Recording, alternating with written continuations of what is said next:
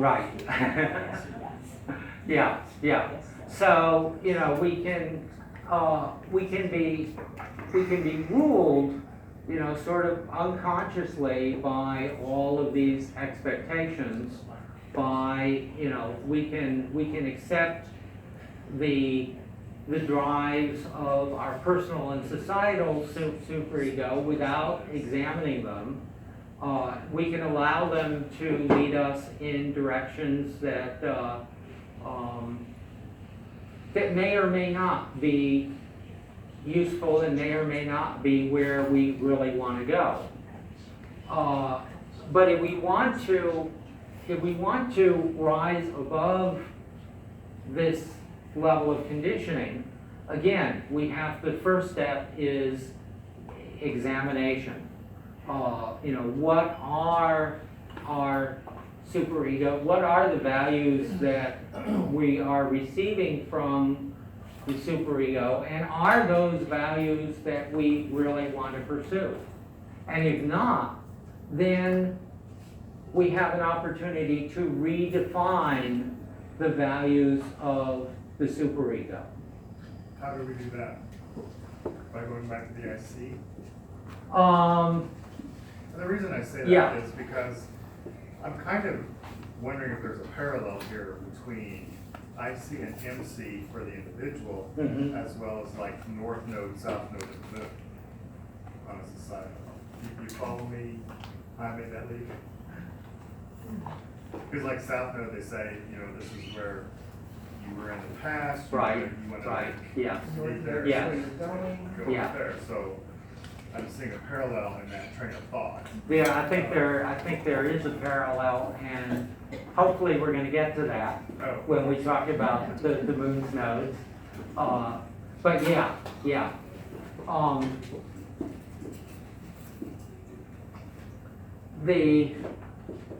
How we redefine the values of the superego.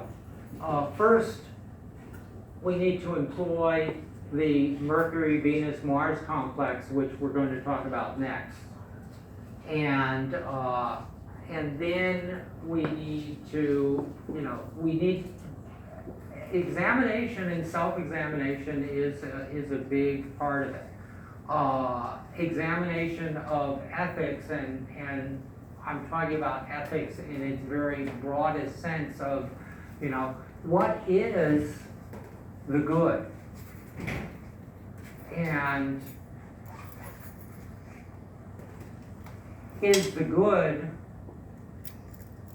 what society is telling us the good is, or does the good lie somewhere else? And if we have that conversation with ourselves, then we can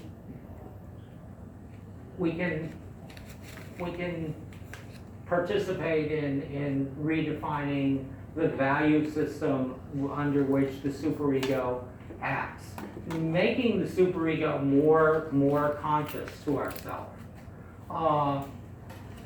And we can find a pathway in this through the sign of the MC, and use that energy to go deeper and to come to those realizations.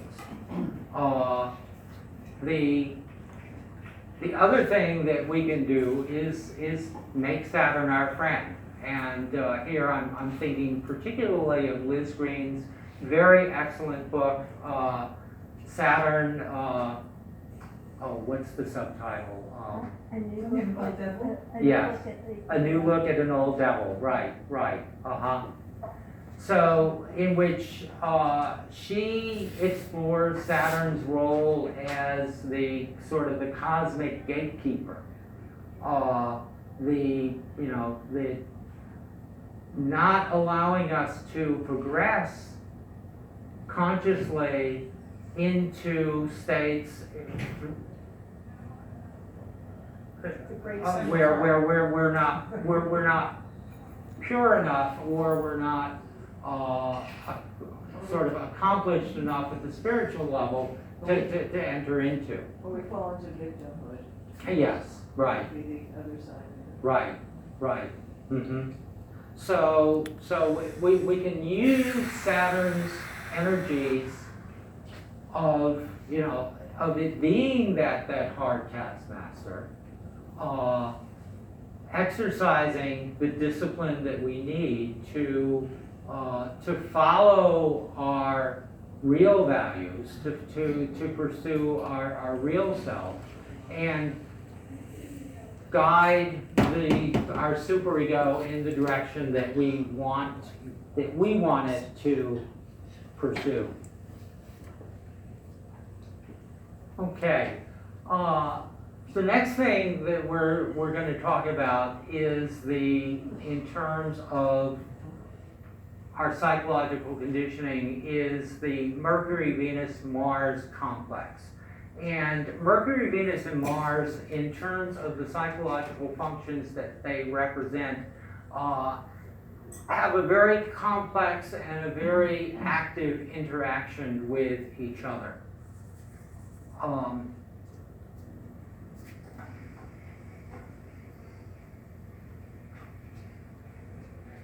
So Mercury, basically, we'll get into this in more depth, but Mercury basically, is our mental function, Venus, our evaluative function, and Mars, the desire action function. And what we'll see is that we have, with the operations and formation of these psychological functions, we have embedded conditioning, which is then transferred to our behavior. And of course, the Mercury-Venus-Mars complex, these are the psychological functions that allow us to act in the world. Without them, we're, we're in some void. So they are absolutely necessary, and they are inevitably conditioned, and therefore condition our thoughts, emotions, and behavior. So we'll look at Mercury first. Mercury has a dual role.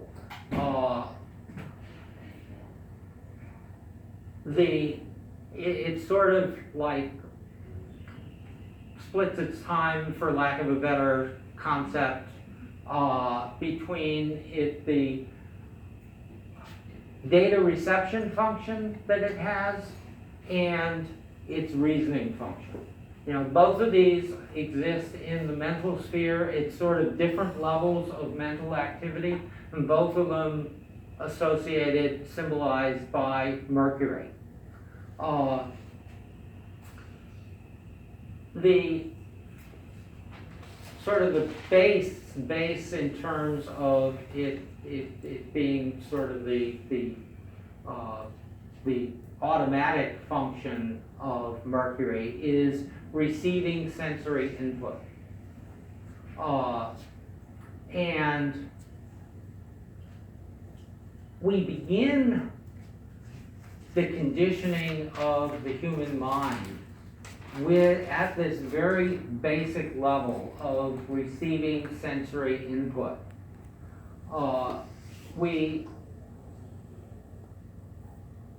At least we're told by many, and I don't think it's an off the path idea, that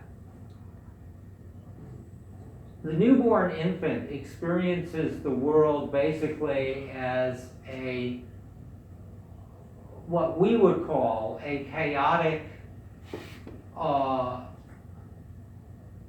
experience of sensory input. Okay, the infant mind is not equipped to categorize and distinguish all the various sensory inputs that it is receiving. this has to be a learned process. And what happens is that the brain, the mind learns to categorize and separate out all the essential inputs and to form a picture that we can call the consensual reality. It's what we all agree at a certain level exists as objective, so-called objective reality. And this is something that is learned through experience and interaction.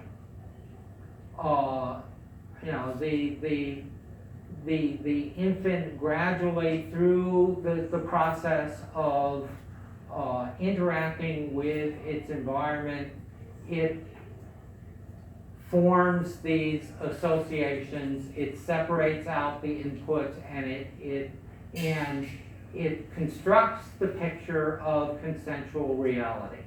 What we have to realize is that this picture of consensual reality is a conditioned experience at its most basic level. There are totally other ways to experience reality. And if any of you have seen the TED Talk, my stroke of My stroke of insight.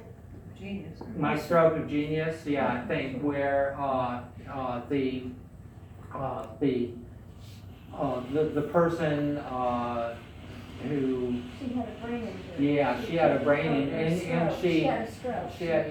And the sort of the left side of her brain like became completely disabled, and she began to experience what we would call altered states of reality. Because the filters, the conditioning filters that are exercised on the mind to condition us to experience what we experience had been removed. So, at this very, very basic level, we are conditioned beings. We learn a certain perception of what we call objective reality. But the truth is, there is no objective reality. Everything, all our experience is subjective. And